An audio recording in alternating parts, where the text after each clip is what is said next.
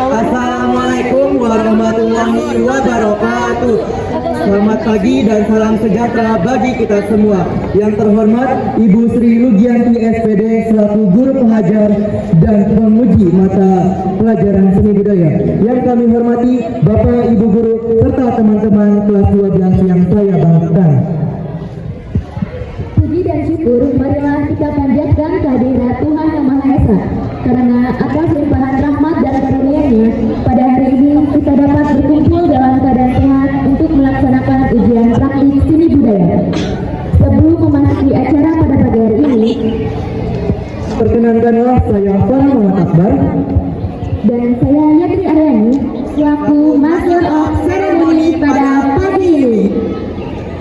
Adapun drama yang akan kami tampilkan berjudul Legenda Tangkuban Perahu. Tanpa berpanjang lebar, marilah kita saksikan bersama-sama. Selamat menyaksikan.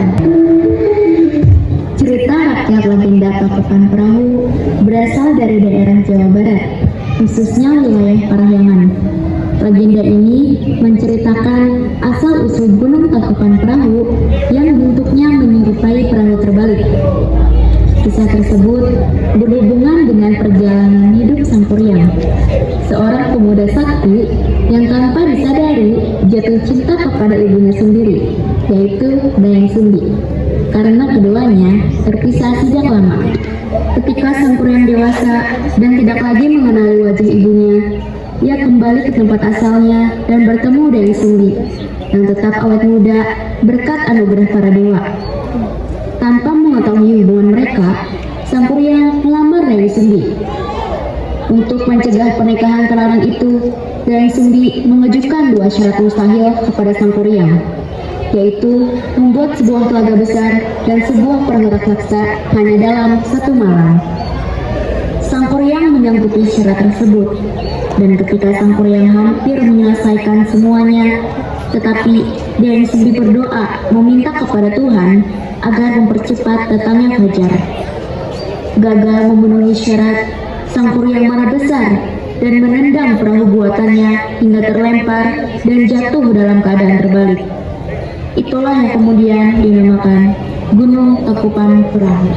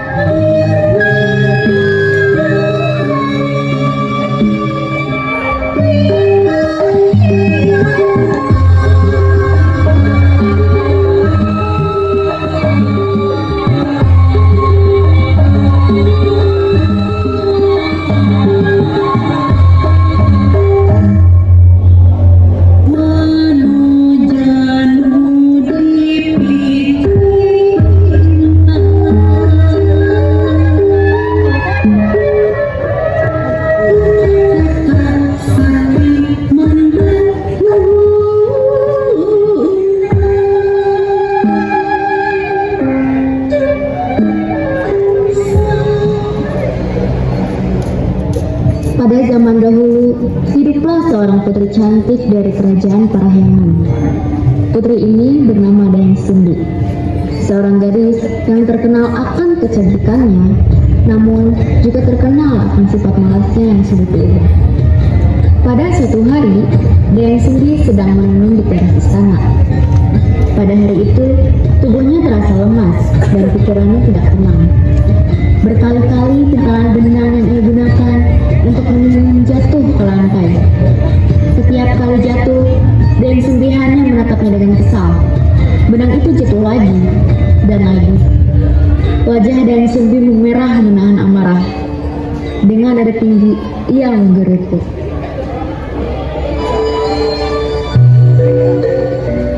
Barang siapa dia yang mengambilkan pintalan benangku, jika dia laki-laki akan kujadikan suami, dan jika dia perempuan akan kujadikan saudariku. Setelah mengucapkan sumpah tersebut, tak lama kemudian pintalan benangnya sudah kembali ada di dekatnya. Dayang Sumbi pun merasa senang, sekaligus bingung. Hah? Siapa yang telah mengambilkan pintalan benang ini untukku? Sepertinya tidak ada orang di sekitar sini. Betapa terkejutnya Dayang Sumbi karena yang mengambilkan pintalan benangnya itu adalah seekor anjing yang bernama Tumang. Akulah yang mengambilkan pintalan benang itu untukmu, Dayang Sumbi. Hah? Kamu Tumang? Kamu yang mengambilkan benang pintalan ini untukku? Berarti kamu akan menjadi suamiku. Baiklah Tumang, jika memang itu kau, mau tak mau aku harus melaksanakan sumpahku dan menikahimu. Walaupun kau adalah seekor anjing. Dayang Sumbi pun akhirnya menikah dengan si Tumang. Karena malu, kerajaan mengasingkan Dayang Sumbi ke hutan untuk hidup hanya ditemani si Tumang. Ternyata si Tumang bukanlah anjing biasa. Ia adalah jelmaan dewa yang dikutuk. Setiap malam bulan purnama, si Tumang dapat kembali ke wujud aslinya sebagai dewa yang tampan. Kau siapa? Kemana perginya si Tumang? Aku adalah Tumang, suamimu, Dayang Sumbi. Apakah benar? Bukankah kau seekor anjing? Benar, aku adalah Tumang.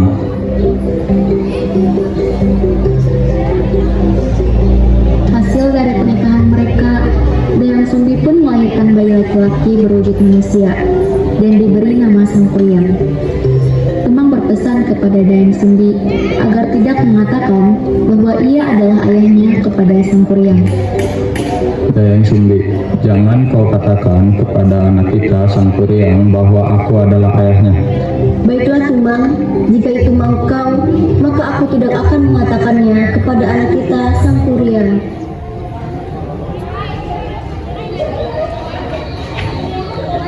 Sangkuriang tumbuh menjadi anak yang kuat, cerdas, dan tampan. Tumang pun selalu mengikuti kemanapun Sangkuriang pergi dan mengajarkan kesaktiannya kepada Sangkuriang. Tumang, ayo cepat kejar aku.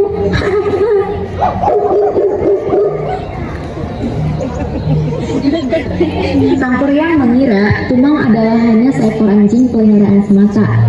Dia tidak mengetahui bahwa si Tumang adalah ayahnya. Pada suatu hari, Dayang Sumbi mengidamkan makan hati menjangan. Oleh karena itu, ia memerintahkan Sangkuriang untuk berburu ke hutan dan ditemani si Tumang. Sangkuriang, anakku, pergilah ke hutan berburu hati menjangan bersama si Tumang. Baiklah Bunda, Sangkuriang pasti akan mendapatkannya untuk Bunda dan pulang membawa hasil berburu yang banyak. Sangkuriang pun pergi berburu ke hutan ditemani si Tumang. Setelah sekian lama Sangkuriang berburu, tetapi tidak tampak hewan buruan seekor pun.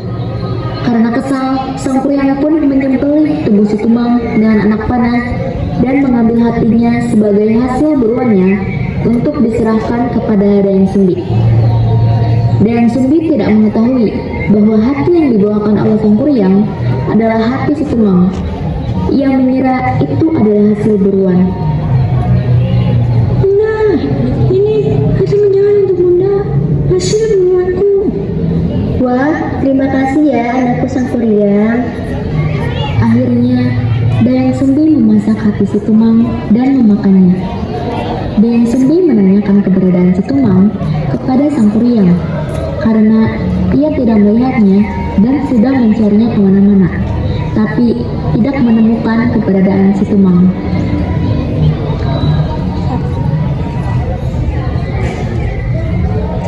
Anakku Sang Kuryang, apakah kau melihat Tumang? Aku sudah mencarinya kemana-mana, tapi ia tidak ada. Akhirnya Sang Kuryang mengakui perbuatannya. Itu Bunda, aku sudah membunuhnya dan memberikan hati Tumang kepadamu, Bunda. Apa? Kau membunuhnya? Kenapa kau melakukan itu, Sang Kuryang? Setelah Dayang Sumbi mengetahui bahwa yang dimakannya adalah hati si Tumang, suaminya sendiri, maka kemarahannya pun meledak. Dengan serta-merta, leher Sang Kuryang dipukul dengan sapu lidi sehingga leher Sang Kuryang terluka. Ampun Bunda, Sang Kuryang minta maaf. Lalu Dayang Sumbi mencari Sang Kuryang di hutan dan bertemu dengan seorang nenek petapa.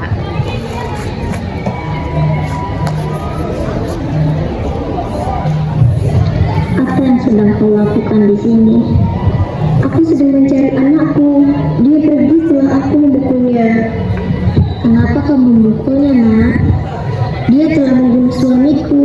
Aku marah dan memukulnya hingga terluka. Kalian pasti akan bertemu lagi suatu saat nanti. Sekarang kau berdoa saja, memohon kepada Tuhan. Dayang Sumbi merasa sedih dan memohon kepada Tuhan agar kelak dipertemukan kembali dengan anaknya. Untuk itu, Dayang Sumbi menjalankan tapa dan laku dengan memakan tumbuh-tumbuhan dan sayuran apa saja. Waktu pun berlalu, Sang Kuryang tumbuh menjadi seorang pemuda yang tampan, sakti, dan sedani. Suatu hari, ia sedang berburu di hutan. Betapa terkejutnya, ia bertemu dengan seorang gadis yang sangat cantik. Hah? Siapa gadis itu? Wajahnya begitu cantik rupawan. Sang Kuryang tidak mengetahui jika gadis itu adalah Dayang Sumbi ibundanya. Karena Dayang Sumbi menjalankan tapa dan laku, maka Dayang Sumbi menjadi tetap cantik dan awet muda. Begitu pula sebaliknya Dayang Sumbi tidak mengetahui pemuda tampan di hadapannya adalah anaknya, Sang Kuryang. Hingga akhirnya mereka berdua jatuh hati. Tanpa berpikir lama, akhirnya Sang Kuryang melamar Dayang Sumbi. Kemudian Dayang Sumbi menerima lamaran tersebut. Dia sama sekali tidak mengetahui itu adalah Sang Kuryang yang sudah tumbuh dewasa. Bersediakah kau menjadi istriku, wahai gadis berparas cantik? Baiklah, aku bersedia menjadi istrimu, wahai pemuda tampan.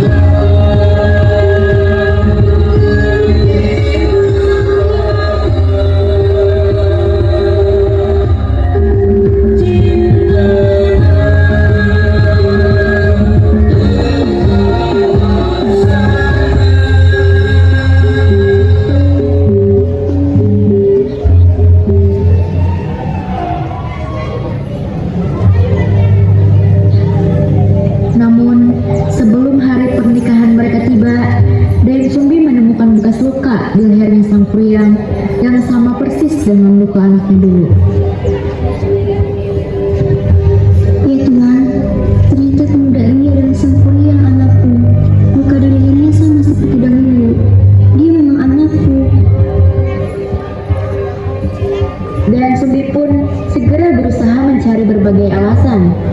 untuk menggagalkan pernikahannya dengan Sang Kuryang. Sang Kuryang, kau bisa menikahiku asalkan kau bisa memenuhi permintaanku. Apa permintaanmu, wahai gadis cantik? Aku akan melakukannya untukmu. Dayang Sumbi sudah memikirkan syarat itu, suatu hal yang tak bisa mungkin dipenuhi oleh Sang Kuryang. Aku ingin kau membendung sungai untuk menjadikannya sebuah telaga dan membuat perahu untuk menyusuri bendungan itu. Semua itu harus sudah selesai sebelum fajar terbit. Jika kau berhasil melakukannya, aku akan menjadi istrimu. Baiklah, aku akan mewujudkan semua permintaanmu. Sang Kuryang pun mengeluarkan seluruh kesaktiannya. Dia mengundang seluruh makhluk halus dan jin untuk membantunya. Kesaktiannya ini diajarkan oleh ayahnya, si Tumang.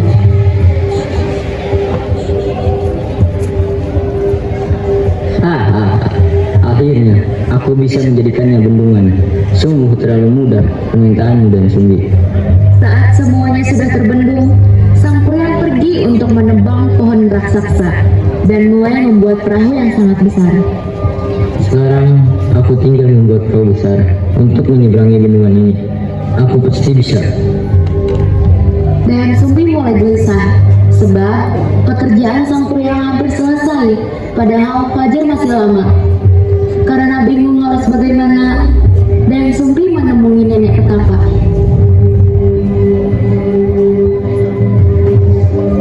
Nek, aku bertemu lagi dengan Sang Kuryang, anakku sendiri. Dia ingin menikah denganku. Aku sudah memberinya syarat untuk membuat bendungan dan perahu besar dalam satu malam. Tapi sekarang pekerjaannya hampir selesai. Apa yang aku harus lakukan untuk menggagalkannya, Nek? Bentangkan kain buah rarang buatanmu di atas bukit sebelah timur. Setelah itu, berdoalah kepada Tuhan agar semuanya berjalan lancar. Dan Sumbi berdoa dengan khusyuk kepada Tuhan agar usaha Sang Kuryang gagal, lalu meminta bantuan rakyat untuk membantunya. Hai kalian, bolehkah aku meminta bantuan? Bantuan untuk apa? Bantulah aku untuk membentangkan kain buah rarang ini di atas bukit sebelah timur. Mengapa kami harus membantumu? Aku ingin menggagalkan pernikahanku dengan anakku Sang Kuryang. Baiklah, kami akan membantumu.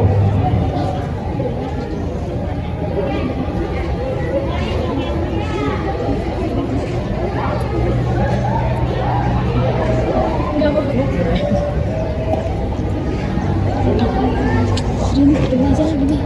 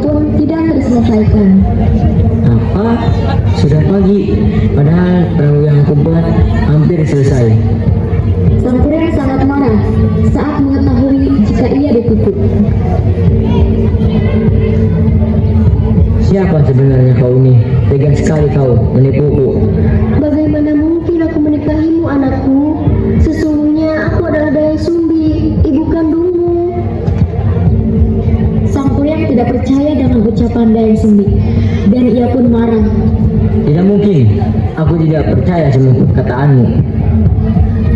Luka di lehermu itu berasal dari pukulanku dulu saat kau menghabisi Tumang. Tidak mungkin. Tidak. Aku ibumu, Sang Kuryang, ibu kandungmu. Sang Priang marah dan mengamuk, lalu menendang perahu buatannya hingga terlempar jauh. Perahu itu jatuh dengan posisi terbalik dan berubah menjadi gunung yang hingga saat ini dikenal dengan sebutan Gunung Tangkupan Perahu.